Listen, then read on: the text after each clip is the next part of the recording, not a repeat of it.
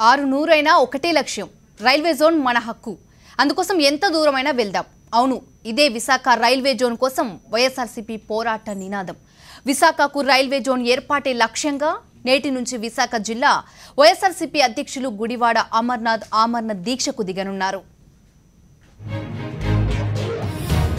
Visakha railway station కేంద్రంగా రోజు 100కు పైగా రైళ్లు రాకపోకలు సాగిస్తున్నాయి ప్రయాణికులు లక్షకు పైచిలికే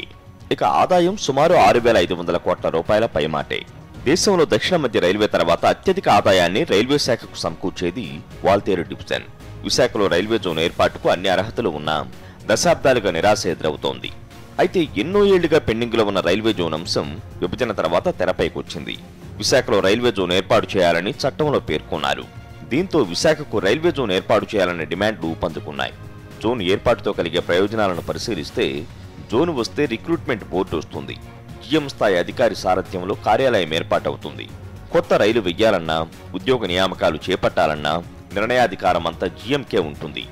అందుకోసమే కేవలం విశాఖ ప్రజలే కాదు ఉత్తరాంధ్ర ప్రజలంతా విశాఖ రైల్వే జోన్ కోసం ఆశగా ఎదురు చూస్తున్నారు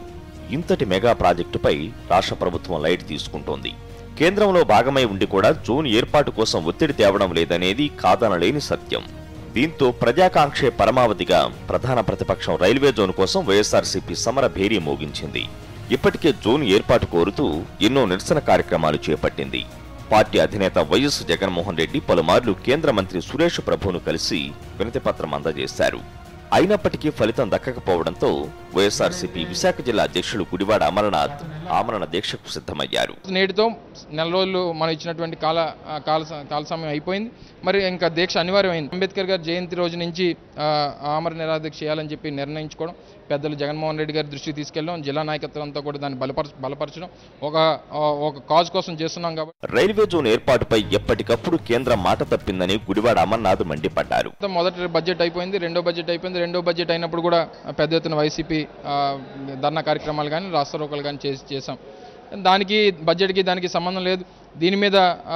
డైరెక్ట్గా ప్రకటన చేసేస్తాం అన్నటువంటి విషయాన్ని చెప్పారు మళ్ళీ ఒక 6 నెలలు సంవత్సరం అయిపోయింది మళ్ళీ మొన్న బడ్జెట్ పెట్టారు మళ్ళీ దానికి బడ్జెట్కి సంబంధం లేదు అంటే బడ్జెట్లో కూడా దాని మీద ప్రకటన రాలా రాష్ట్ర అభివృద్ధిలో భాగంగా రైల్వే జోన్ ఏర్పాటు కోసం చేపడుతున్న ఉద్యమంలో అన్ని పార్టీలు కలిసి రావాలని అమర్నాథ్ కోరుతున్నారు లేదంటే చరిత్రహీనులుగా మిగిలిపోతారని హెచ్చరిస్తున్నారు ఇప్పటికైనా ఈ ఉద్యమంలో మీరు కూడా భాగస్వాములు కండి ఈ ప్రాంత ప్రయోజనాల కోసం ముఖ్యంగా ఉత్తరాంధ్ర ప్రయోజనాల కోసం చేస్తున్నటువంటి కార్యక్రమం కాబట్టి మీరు కూడా దీంట్లో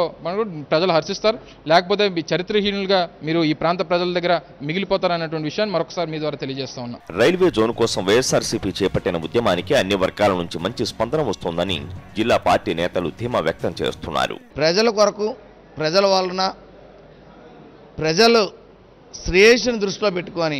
ఈ యొక్క కార్యక్రమాన్ని నిర్వహించడం జరుగుతుంది దీనికి అందరూ సంఘీభావం తెలియపరుస్తున్నారు బాగా మంచి